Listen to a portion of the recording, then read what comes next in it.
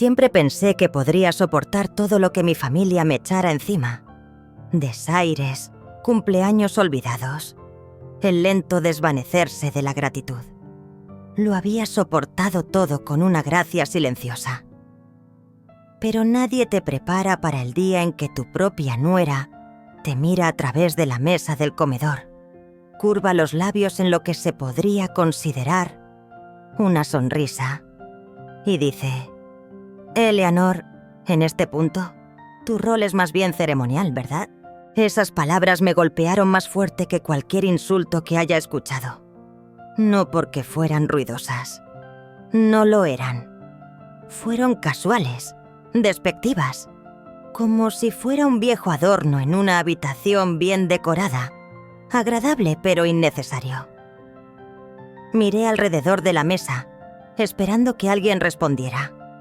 Marcus, mi hijo, jugueteaba con su copa de vino. Avalín bajó la mirada. Incluso la pequeña Emma, bendita, se quedó quieta junto a su plato de lasaña. Mi familia, mi legado, había decidido que ya no formaba parte del futuro que estaban construyendo. Solo un vestigio de un pasado que preferían no recordar. Sonreí educadamente. Doblé mi servilleta y me excusé antes del postre. El sonido de los cubiertos contra la porcelana me siguió por el pasillo como una burla. Nadie me detuvo. Nadie me pidió que me quedara. Esa noche, me senté en la oscuridad de la sala de estar de mi antigua casa de ladrillo, con las manos abrazando una taza de té frío. La palabra giraba en mi mente, más pesada que el dolor, más afilada que la traición. Ceremonial. Al amanecer, algo en mí había comenzado a cambiar. James y yo empezamos Whitmore & Co. en una oficina de una sola fatal habitación, encima de una tienda de artículos de ferretería en Roanoke.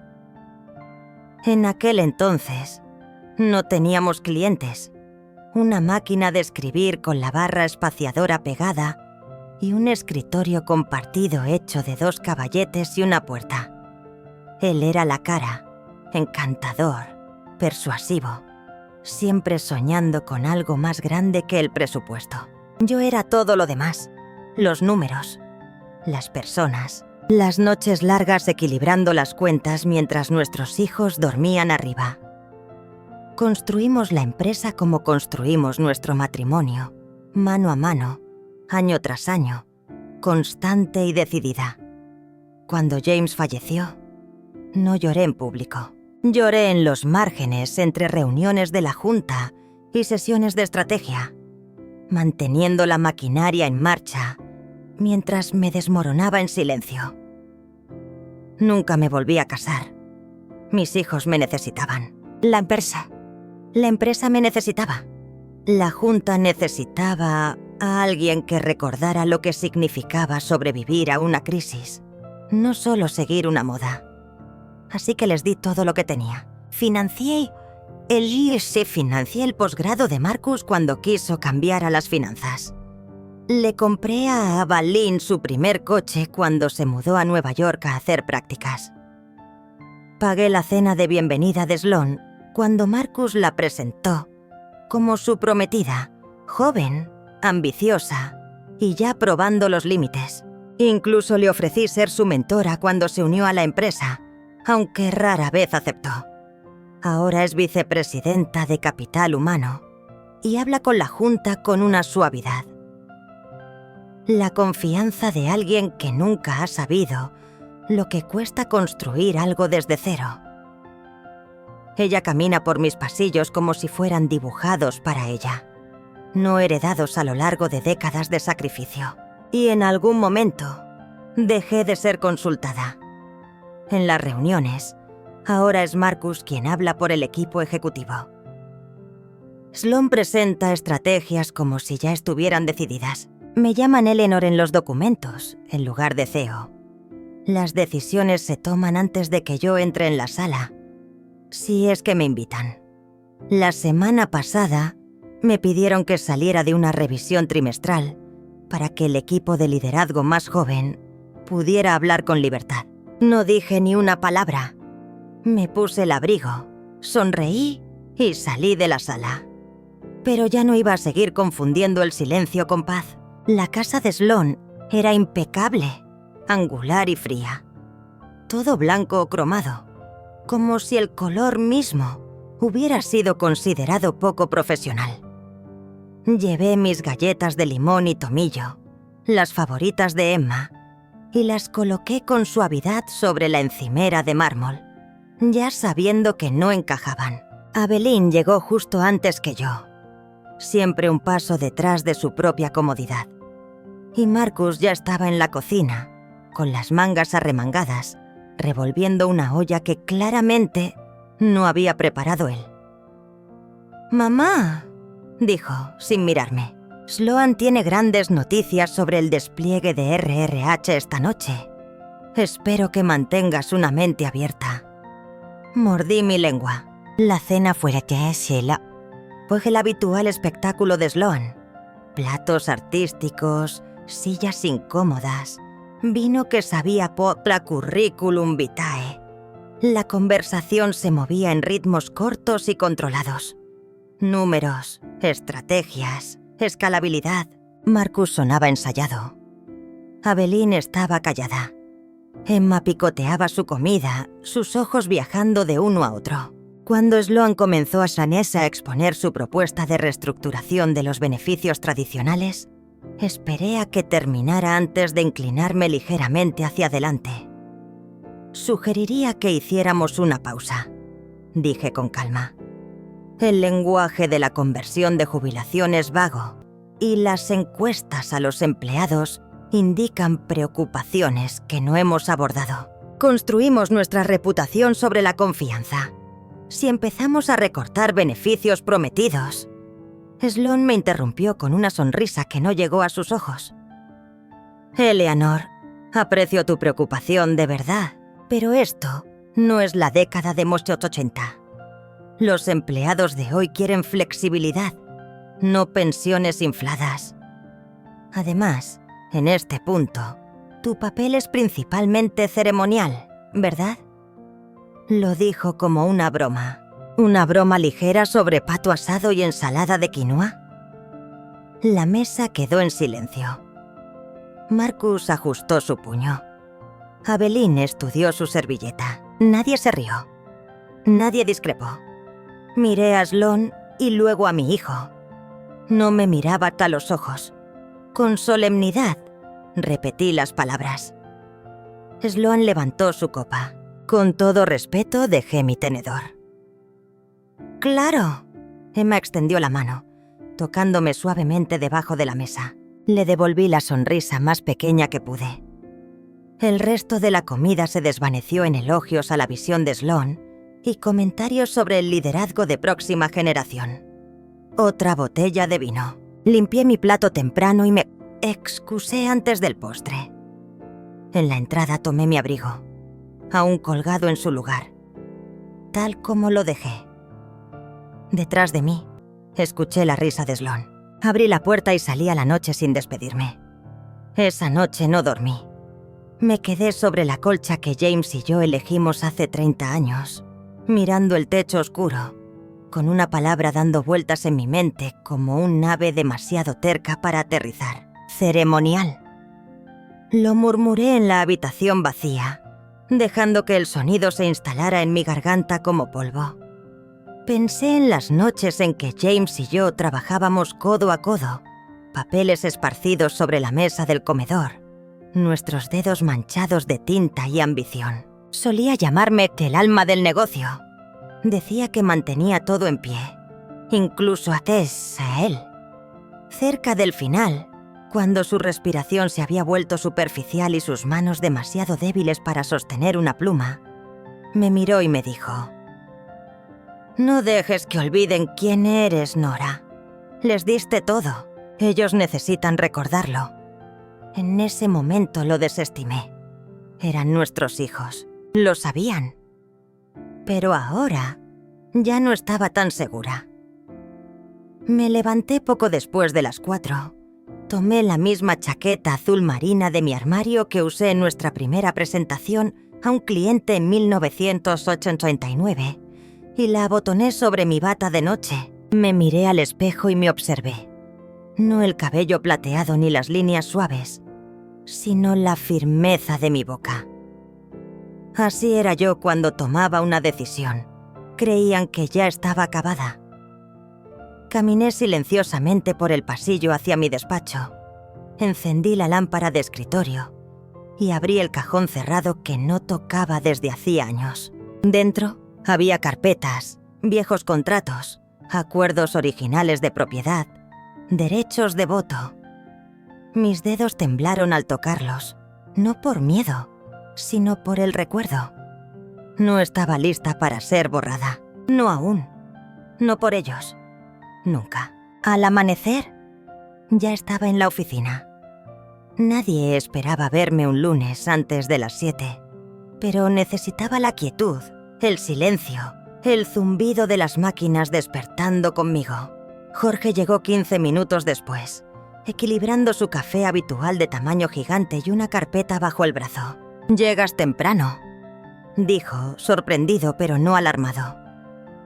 «¿Tú también?», sonrió. «Te noté diferente por teléfono. Lo llamé para que entrara.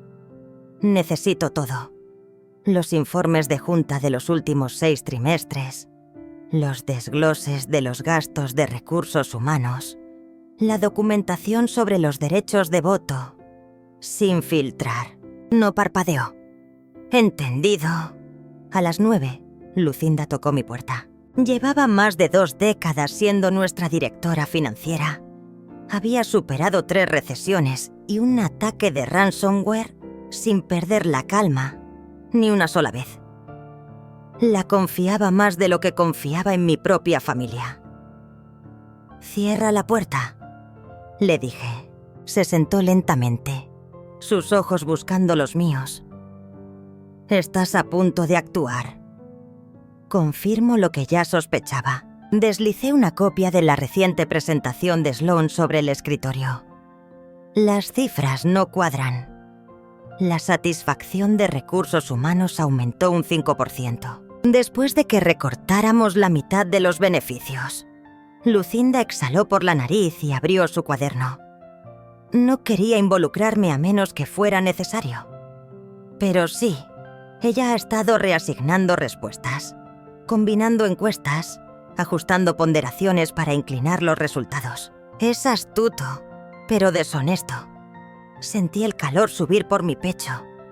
Y Marcus, él no lo ve. Ella lo mantiene en la superficie. Tableros de control de alto nivel.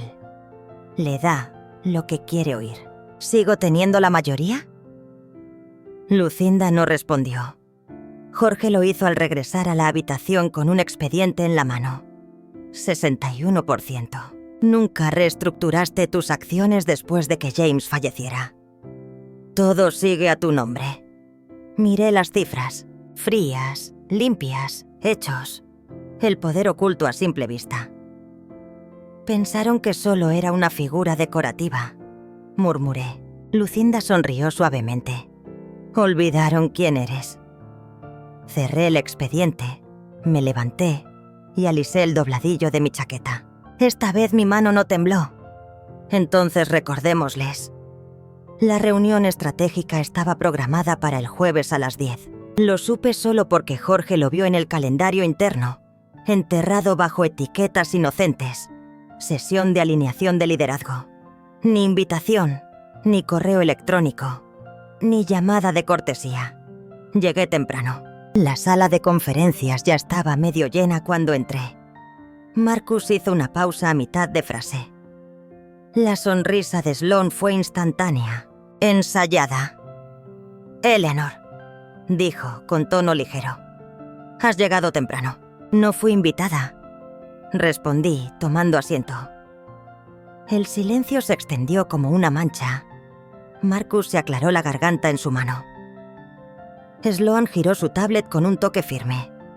«Bueno, ya que estás aquí, podemos repasarlo juntas». El proyector cobró vida y cada diapositiva se desplegó con una precisión ensayada. Lo llamaron un plan de transición. Sucesión. Crecimiento. Agilizar la capa ejecutiva. Finalmente, apareció una diapositiva con mi nombre en la parte superior y el título: Paquete de jubilación propuesto. Un generoso estipendio como consultora. Un título honorífico. Una oficina en otro piso. Una cena de despedida. Ceremonioso, ciertamente. Me recliné en la silla. ¿Esto ya lo han presentado a Legal? Marcus se movió en su asiento. Queríamos presentártelo primero, de manera privada, invitando a todo el equipo de estrategia y excluyendo al CEO. Sloan entrelazó las manos. Con todo respeto, Eleanor, has estado menos involucrada en las operaciones diarias. Esto se trata de avanzar la empresa. Entonces, avancemos de la manera correcta. Revisaré esta propuesta con mi abogado. Y dado que sigo siendo CEO, sugiero que las futuras reuniones de este tipo me incluyan. La sonrisa de Sloan titubeó por primera vez. Por supuesto, es tu derecho. Sí, respondí. Me levanté. Lo es. Mientras salía la escuché murmurar algo por lo bajo, con tono cortante, pero no necesitaba oírlo. Ya lo había leído en sus ojos. Pensaba que todo había terminado. No entendía. Esto apenas comenzaba. La mañana después de la reunión, llamé a Patricia Winters, mi abogada desde hacía casi 3 décadas. No hubo espacio para palabras vacías. Mándame todo lo que dijo y estaré allí.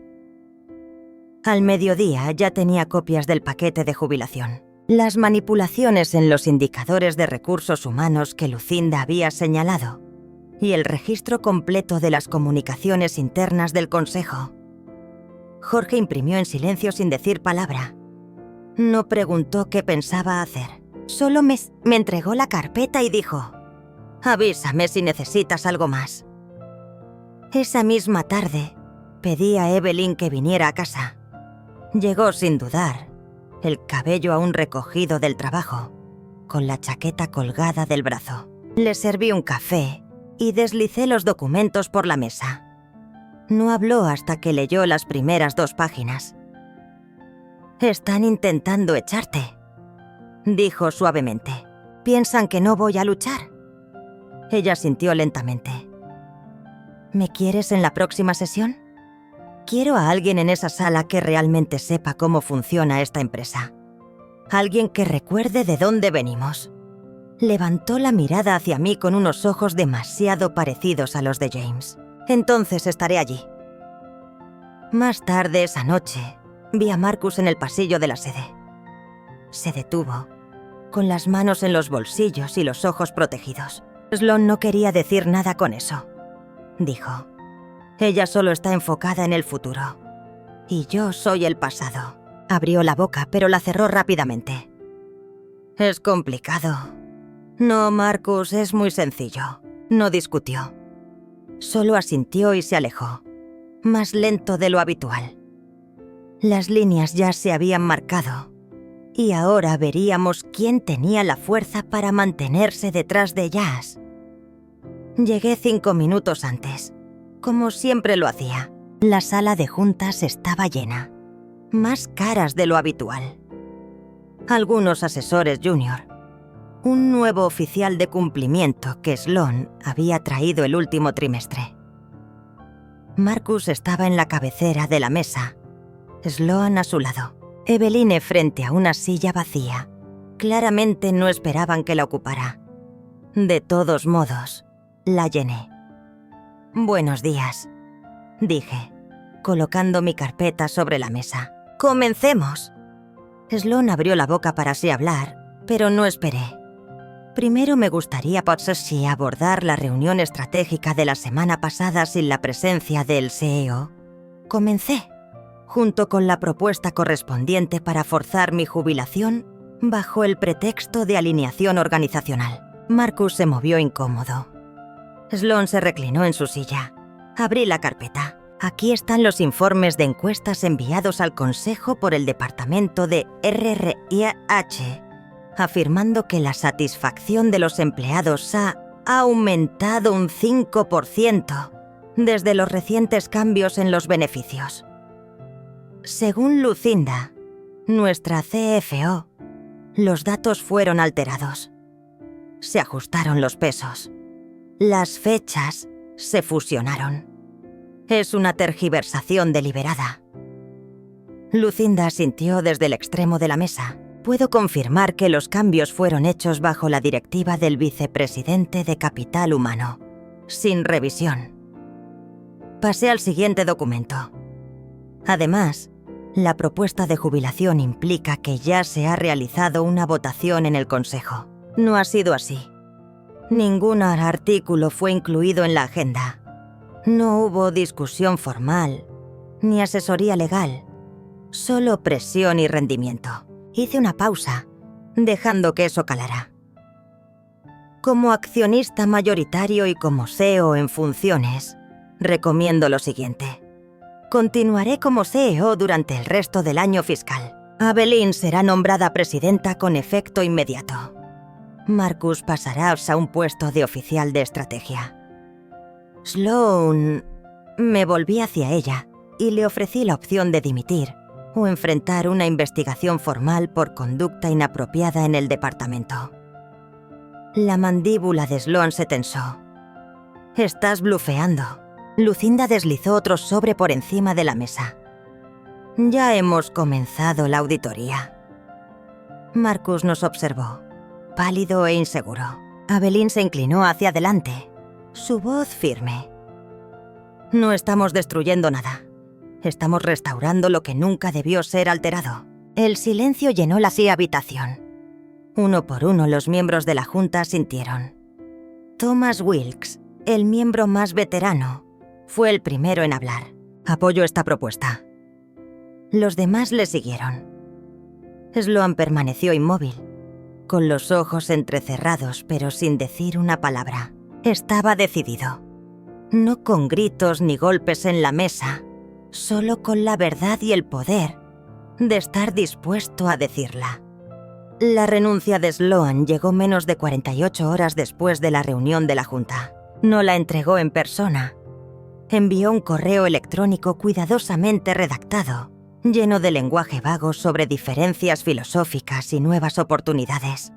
No hubo disculpas ni reconocimientos, solo un hilo cortado de manera ordenada. Marcus no dijo mucho. Al día siguiente entró en mi oficina. Se quedó de pie con las manos en los bolsillos y miró por la ventana como si hubiera olvidado cómo era la ciudad. Cuando finalmente habló, su voz sonaba tensa. «Ella estará bien. Siempre cae de pie», asentí. «Esa es su habilidad». No respondió. Tras un rato se fue. La puerta se cerró con un clic, como algo inconcluso. Aveline se mudó a su nueva oficina con silenciosa eficiencia. El personal que antes la ignoraba ahora la saludaba con respeto firme. Lucinda y yo nos reuníamos todas las mañanas para revisar operaciones y el progreso de la auditoría. Por primera vez en años, la gente me hablaba como si realmente debiera estar allí. El viernes, Jorge entró con un nuevo montón de informes. Los dejó sobre mi escritorio. Vaciló un momento. Luego sonrió. «Es bueno traer estos de vuelta», dijo. Le devolví la sonrisa. Y después de que se fue, me recosté en mi silla y observé la habitación. Mi oficina, mi empresa. No era un lugar ceremonial, no invisible, no obsoleta. Y cuando giré ligeramente mi silla hacia la ventana que daba al corazón de la ciudad que habíamos construido desde cero, no me sentí victoriosa. Me sentí firme. Me sentí en casa. Eran casi las 9 cuando Marcus llamó a mi puerta. Él se veía cansado, más envejecido que hace una semana, y dudaba de si realmente debía estar allí. Abrí la puerta sin decir una palabra y lo dejé pasar. Nos sentamos en la sala de estar, el mismo lugar donde, de niño, solía tirarse sobre la alfombra, coloreando aviones y dinosaurios mientras yo atendía llamadas de los proveedores. Ahora se sentaba erguido, las manos presionadas entre sus rodillas. «No lo planeé», dijo. Nada de esto era parte de un gran plan. Simplemente seguí el flujo. Yo uní las manos sobre mi regazo. Eso es exactamente lo que hiciste. Fuiste siguiéndola. Él se estremeció. Sloane tenía ideas. Grandes ideas. Parecía tan segura de sí misma. Y pensé que quizás tenía razón. Tal vez tú ya estabas cansado. Me giré hacia él. ¿Cuándo dejaste de verme como una persona, Marcus, y comenzaste a verme como un problema que había que resolver? No respondió. El silencio se alargó entre nosotros como algo demasiado amplio para cruzar. No lo sé, dijo finalmente.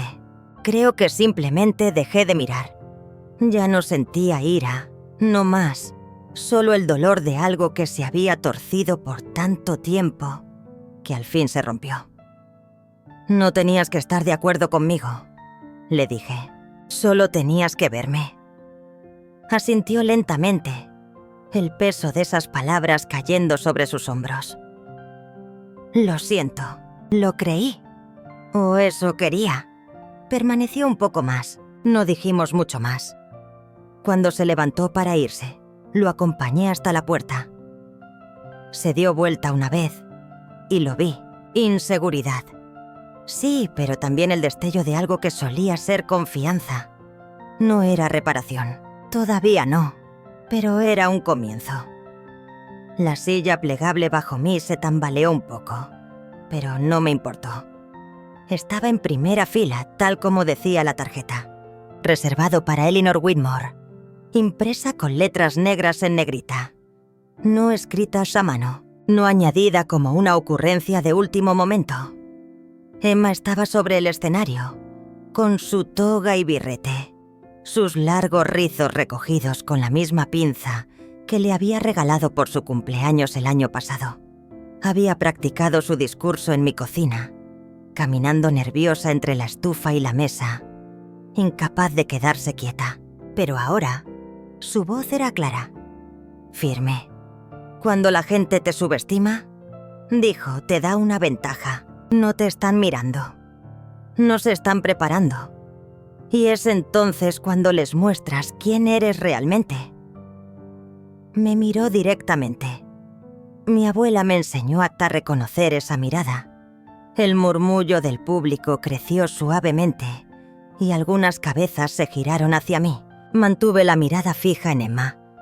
Ella no lo hacía con discursos altisonantes ni peleas dramáticas. Lo lograba quedándose cuando los demás la empujaban hacia afuera, permaneciendo firme cuando todo intentaba dejarla atrás, negándose a desaparecer. Mi garganta se cerró. Me enseñó que la persona más fuerte de la sala suele ser la que nadie nota hasta que decide hablar. Emma me regaló una sonrisa, privada, que solo era para mí. Luego cerró su carpeta y dio un paso atrás del podio. El auditorio estalló en aplausos. Yo seguí aplaudiendo con todos, pero mis manos temblaban ligeramente. No por tristeza, ni por la edad, sino por algo que no sentía hacía mucho tiempo. Reconocimiento. Bajó del escenario y caminó directamente hacia mis brazos. Y por primera vez en lo que parecían años, supe que estaba exactamente donde debía estar.